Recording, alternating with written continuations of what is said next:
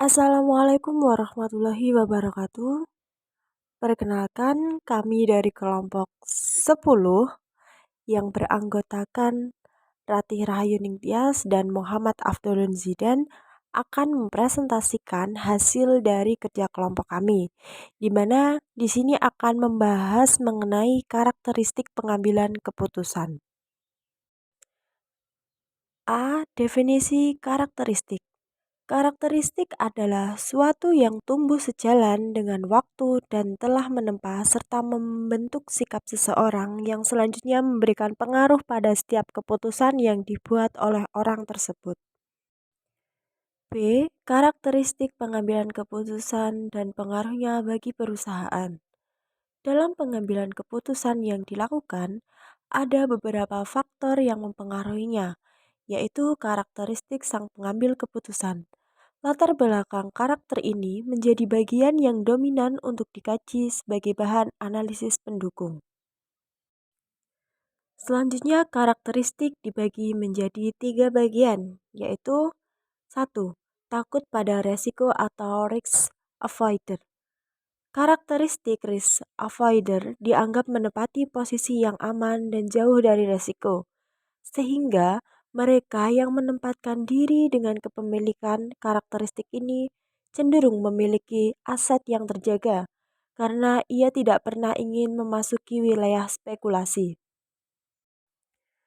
Ciri karakteristik risk avoider.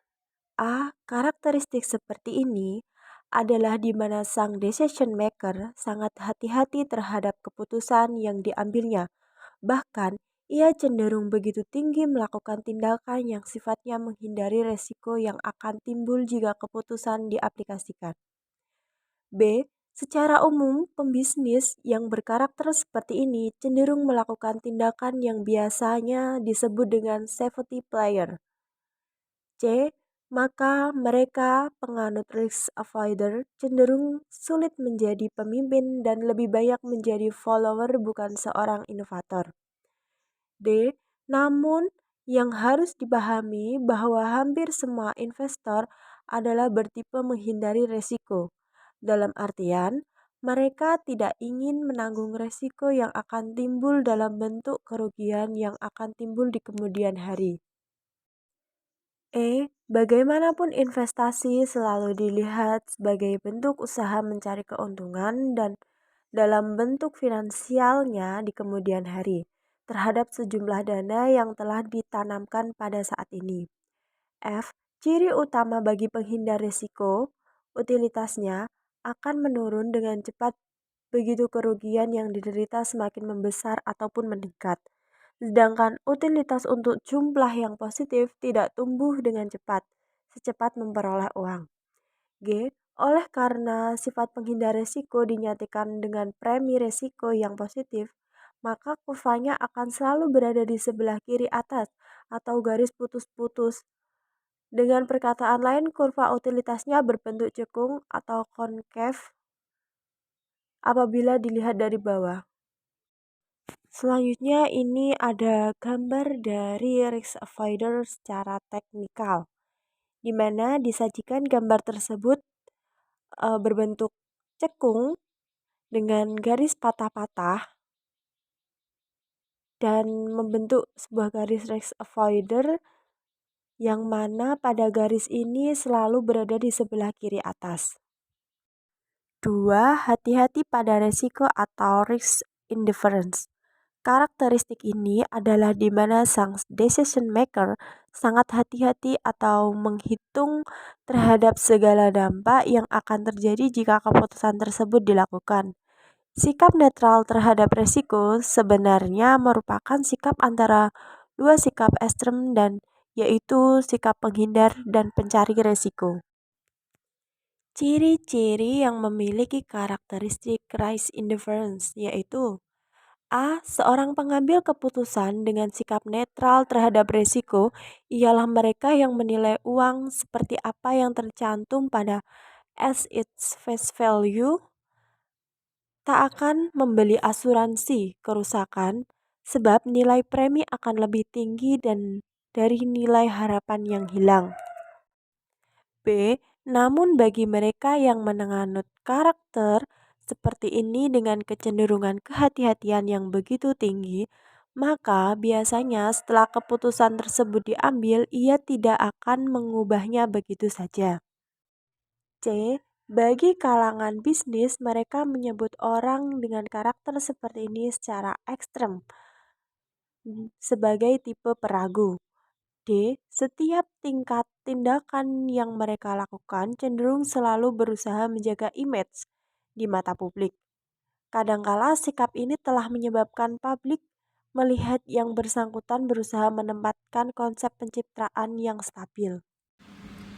Setiap keputusan yang dibuat dilakukan dengan analisis yang mendalam serta memikirkan dampaknya ke depan, termasuk dampak dari segi internal dan eksternal, sehingga keputusan yang dibuat dianggap dan bisa dikatakan bijaksana, namun lambat atau terlalu lama diputuskan. F. Pada umumnya, sikap netral terhadap risiko hanya benar pada suatu jumlah uang batas tertentu. Ini terbukti dengan adanya perusahaan-perusahaan besar tanpa memiliki asuransi kerusakan. Berikut merupakan gambar posisi risk indifference secara teknikal.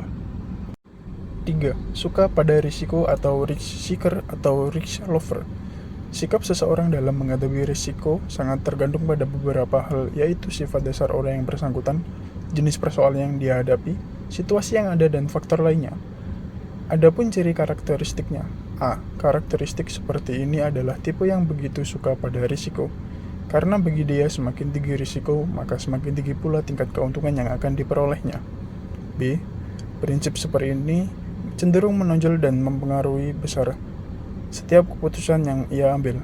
Mereka terbiasa dengan spekulasi dan itu pula yang membuat mereka penganut karakteristik ini selalu ingin menjadi pemimpin dan cenderung tidak ingin menjadi pekerja, dan kalaupun berada pada posisi sebagai pekerja maka tidak akan berlangsung lama.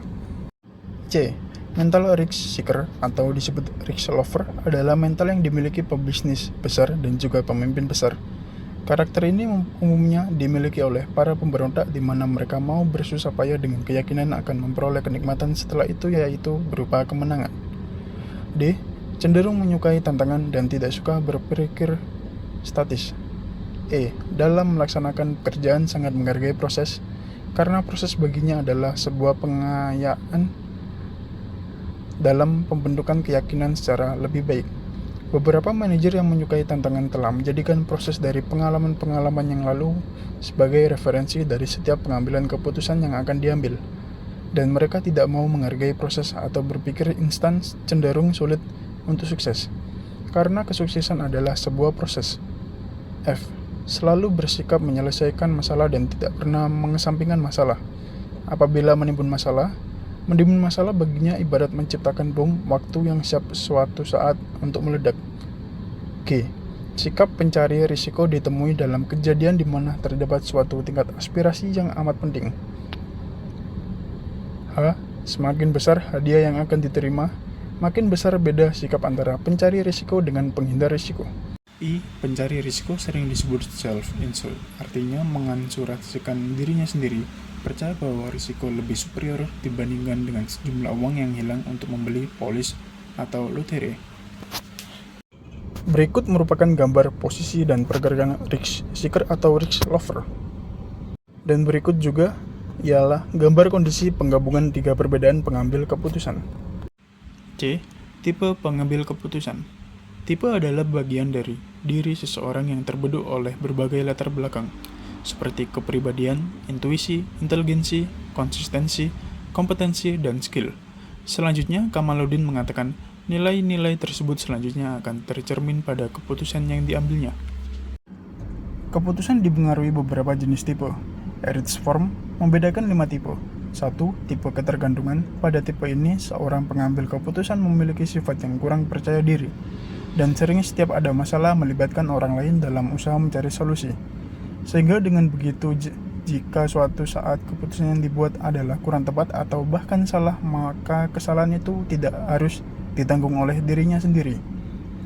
2. Tipe eksploitatif merupakan kebalikan dari tipe pertama.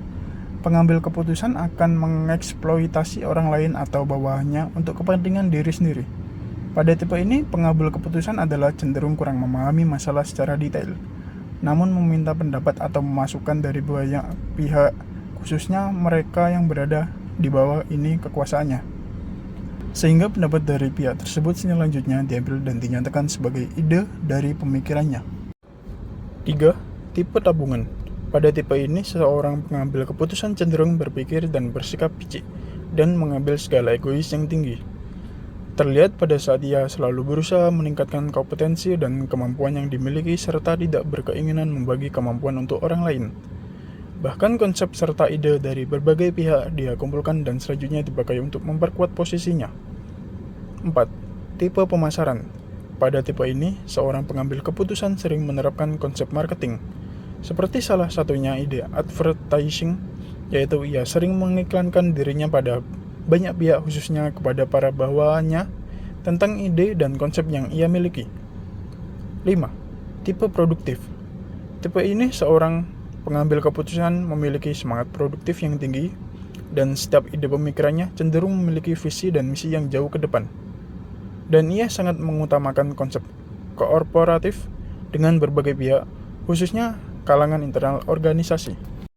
Demikian beberapa hal yang dapat kami kelompok 10 sampaikan mengenai bab 11. Saya mohon maaf apabila ada kata yang kurang berkenan. Kami ucapkan terima kasih atas perhatiannya. Assalamualaikum warahmatullahi wabarakatuh.